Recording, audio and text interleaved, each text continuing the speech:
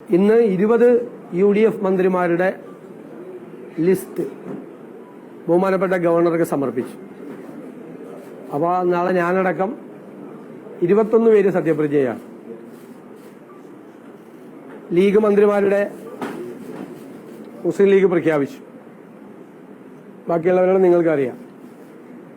കോൺഗ്രസിന്റെ ചരിത്രത്തിലെ ഏറ്റവും വേഗത്തിലെടുത്ത തീരുമാനമാണ് മന്ത്രിമാരുടെ ലിസ്റ്റ്. അതിൽ 63 MLA കോൺഗ്രസിലുണ്ട്. ഒരുപാട് അർഹതപ്പെട്ട ആളുകളുണ്ട്. നമുക്കിതിൻ്റെ അകത്ത് ഉൾക്കൊള്ളിക്കാൻ പറ്റാത്ത ആളുകൾ, അർഹതപ്പെട്ട ആളുകൾ അക്ഷരാർത്ഥത്തിൽ. പക്ഷെ നമുക്ക് 11 പേരാണുള്ളത്. അപ്പോൾ നമുക്ക് കുറേ അർഹതയുള്ള ആളുകളെ പല സോഷ്യൽ ബാലൻസും റീജിയണൽ ബാലൻസും എല്ലാം കൂടി പരിഗണിക്കുമ്പോൾ അവരെ പരിഗണിക്കാൻ പറ്റിയിട്ടില്ല. അതിലെനിക്ക് വലിയ ദുഃഖമുണ്ട്, വലിയ പ്രയാസമുണ്ട്. വളരെ അടുത്ത സഹപ്രവർത്തകരാണ് പുറത്തു നിൽക്കുന്ന പലരും, ഇതിൽ പെടാത്ത പലരും. പക്ഷെ പല മാനദണ്ഡങ്ങൾ വെച്ച് കോൺഗ്രസ് പോലത്തെ ഒരു പാർട്ടി മന്ത്രിമാരെ നിശ്ചയിക്കുമ്പോൾ ഉള്ള ചില പരിമിതികൾ, ചില സാമൂഹ്യ യാഥാർത്ഥ്യങ്ങൾ, പ്രാദേശികമായ വിഷയങ്ങൾ, മേഖലയെ സംബന്ധിച്ച പ്രശ്നങ്ങളെല്ലാം അതെല്ലാം പരിശോധിച്ച് പ്രധാനപ്പെട്ട നേതാക്കളെല്ലാം കൂടിയാലോചിച്ചു AICCയുടെ അനുവാദത്തോടു കൂടിയാണ് ഇന്ന് 5 മണിക്ക് ശേഷം ഗവർണർക്ക് ഈ ലിസ്റ്റ് സമർപ്പിച്ചത്. ഞാൻ അവരുടെ പേര് വിവരങ്ങൾ ഞാൻ വായിക്കുകയാണ്. 20 പേരുടെ പേരുകൾ.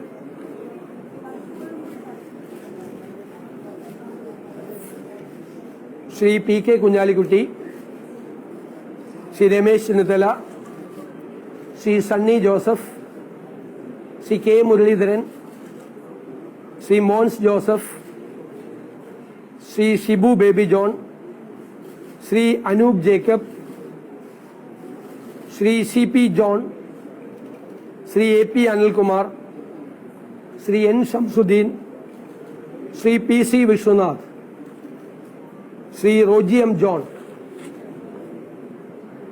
Shrimati Bindu Krishna, Shri M Liju, Shri KM Shaji, Shri PK Basheer, Shri VE Abdul Ghafoor, Shri T Siddique, Shrimati KA തുളസി.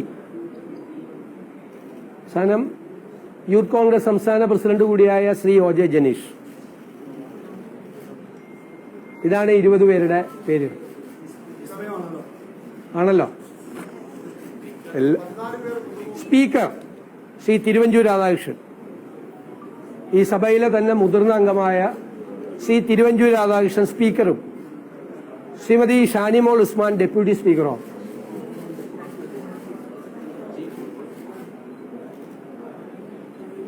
ചീഫ് വിപ്പ് അത് കേരള കോൺഗ്രസിനാണ്. അദ്ദേഹം ശ്രീ PJ ജോസഫ് സാർ അത് പ്രഖ്യാപിക്കും.